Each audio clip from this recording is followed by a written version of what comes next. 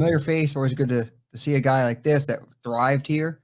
Bucs signed Carl Nassib, just a 1-year deal. So jump on how you feel about Bucs bringing back Carl Nassib, and then we'll touch on the preseason after. Yeah, Carl, I think, with Cam Gill being out with the Liz Frank, which that's a tough injury. We don't know how, that's going to play out, if he's going to be out for the year or if he can come back at some point. So with him going down, you needed a guy that they could trust. And Carl's, obviously been in the system. He plays special teams and he can rush the passer and give you some flexibility inside and outside. So this was kind of like a move we kind of wanted to happen. Like you saw it on the door, right? And now they finally brought it home. So I think it's a great fit. He fits the locker room perfectly. Guys love him. So yeah, it should be a lot of fun to have him back. And the best part about him is he already knows the system. Like you just said, everyone's familiar with him. He's comfortable in this locker room.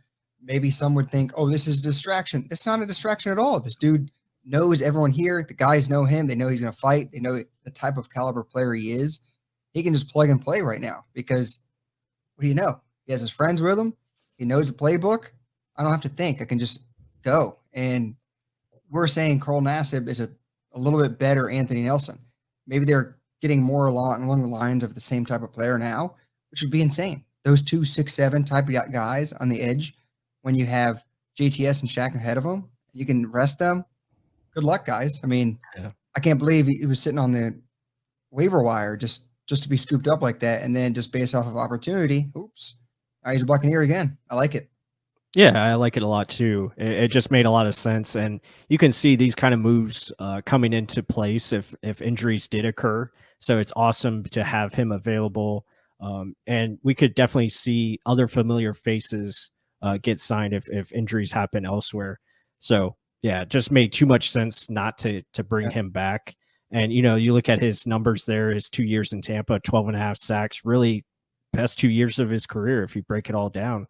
He played very well. So natural fit. And like you were talking about, you can just move him around in different areas and he can just be a solid contributor. And he always brings a presence when he's on the field. So that's pretty awesome. Yeah, and that's nuts. 25 QB hits, 20 tackles for loss. I mean, he was all over the place. I had nothing but good things to say about Carl Nassib when he was here. I know Todd Bowles, if you guys saw our little update on that about Anthony Nelson, the only guy doesn't fall for what was it, bootleg? Bootleg. But I mean, I like a lot more secure now than I was earlier with the depth of the defensive end or edge rusher position, because Carl Nassib showed back in the day where he could drop back and just be a big guy in coverage. It didn't have to be great. It just had to be in the way. 6'7" is hard to throw over or around. So the fact that you have 2 of these guys and they're usually healthy. So look at that. 15 games, 14 games. A lot of stuff to like, and then when he leaves here, hopefully it's like the Rays. Once they leave, they're bad. The second they come back, they just light it up because, hell, he was pretty damn good here. And I appreciate the efforts, and I hope he brings it back. He's still only 29 years old.